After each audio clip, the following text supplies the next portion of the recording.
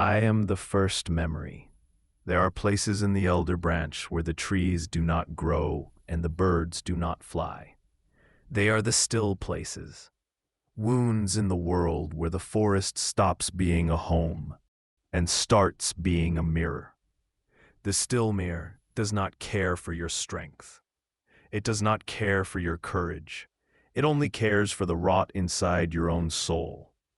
It will show you every way a heart can break until you believe that surrender is the only mercy left. Today, Kaelin faces the most dangerous predator in the wood, herself. If you have just stumbled onto this shore, you are not ready. Return to Chapter 1 to start from the beginning. You must know why she fled before you can see why she stays. For the rest of you, look deep. This is Chapter 7, the Obsidian Mirror. As Kaelin caught her breath on the bank, the fog began to move with a strange, intentional grace. It did not drift. It pulled back from the shore like a heavy shroud being drawn away. The silence of the movement was absolute, revealing the next stage of her path. Before her lay a lake, a perfect circle of water so still and black it looked like a pool of polished obsidian. Kaelin held her breath. No birds called from the ancient trees. No leaves rustled. The air remained heavy and dead, swallowing sound until the thud of her own pulse was a drum in her ears. It felt like a sacred, terrible wound in the heart of the forest. The strength that had carried her across the stones evaporated, leaving a dry, raging thirst in its place. Her throat felt as if it were filled with sand. She looked at the water. The silence carried a warning, yet the lake appeared clean and inviting. It is just water, she told herself. Letting exhaustion overrule her caution. The trial was the stones. This is the reward. Rowan watched warily from the tree line, but Kaelin ignored him and walked over the smooth, dark pebbles to the shore. She knelt, the stones firm beneath her knees. The ordeal is over, she whispered like a prayer. This is my reward. Leaning forward, she cupped her hands to break the glassy surface and scoop up the water. She stopped. Her hands froze inches from the surface. There was no reflection. Where her face should have been, there was only a black, bottomless void. It was like staring into a pane of smoked glass that refused to show the world before it. A cold shock pierced through her weariness. Something was wrong. Before she could pull away, the water began to swirl. A patch directly beneath her gaze turned, moved by an invisible current.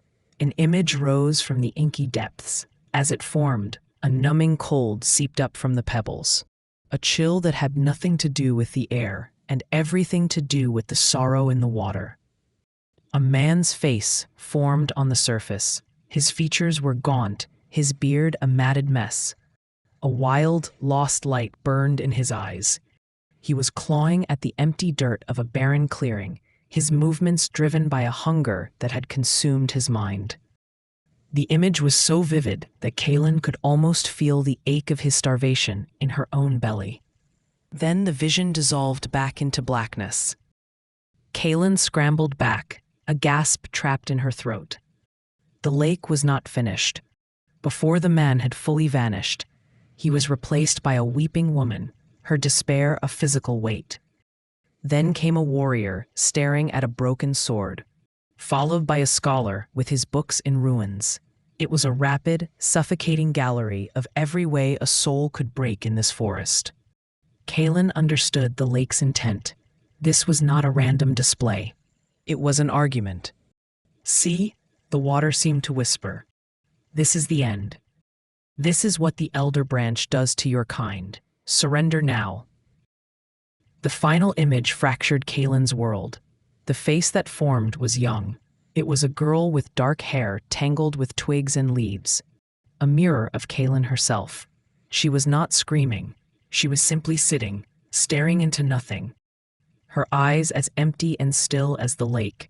All the fight and all the hope had been extinguished, leaving only a hollow shell. The lake was showing Kaelin her fate.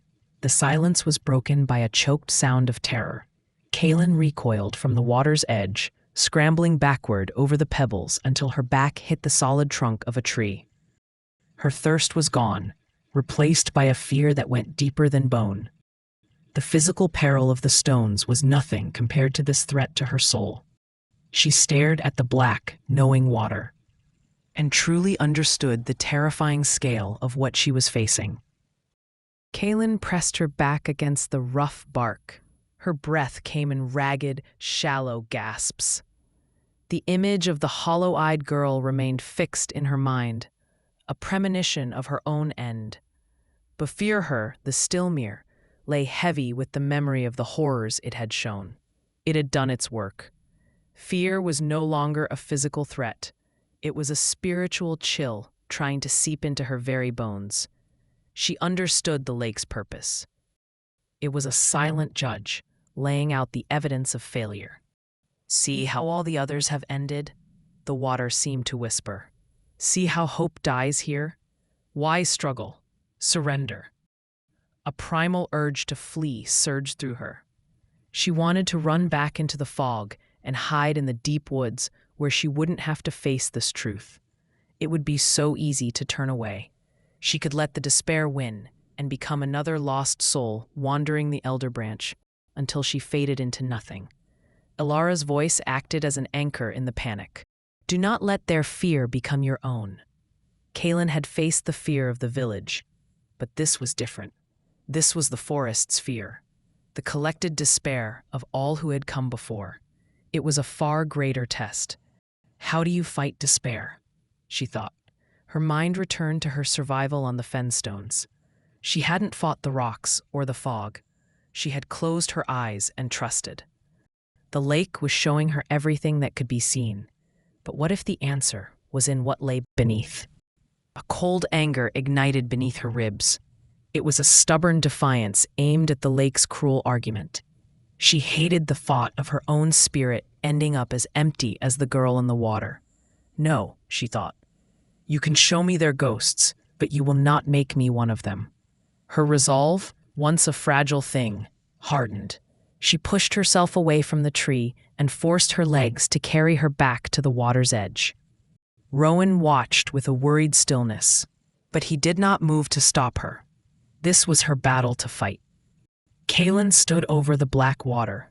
The visions began to swirl again as the lake sensed her return. The gaunt face of the starving man began to form. This time, Kaelin did not recoil. She stared through the ghost, her gaze becoming a physical force. She poured every ounce of her stubborn will and every drop of her grief into that single, unbroken stare. The lake wanted her to see herself in the dead man's eyes. "Your story is not mine," she thought. Her will was an unbreakable shield. She was not denying his fate. She was simply refusing to accept it as her own. She held the stare. The air grew tense. The silence of the Stillmere deepened until it felt as though the world were waiting for a verdict. Slowly, the dark water shimmered. The image of the starving man wavered and dissolved. The weeping woman appeared, and Kaelin's unyielding gaze broke her apart too. One by one, she met the ghosts in the water. She fought them not with magic or strength, but with a refusal to be broken. Finally, the lake was still. Kaelin stared into the black void. Her heart pounded. Then the surface changed. A flicker of light appeared. Her own reflection started to form. It was faint at first, like a sketch in the dirt. Then it gained substance and sharpened until it was as clear as polished steel. The face looking back was pale and streaked with mud, haunted by what it had seen. But the eyes were not hollow. They were her own, and they were burning with a new, hard-won fire. The mirror has cracked. The lake tried to drown her in the sorrows of the past, but Kaelin has found a fire that the Stillmere cannot quench. She has reclaimed her face. She has reclaimed her name. You must take up the pact. At the foundation of this record, find your guardian and claim your collector pack.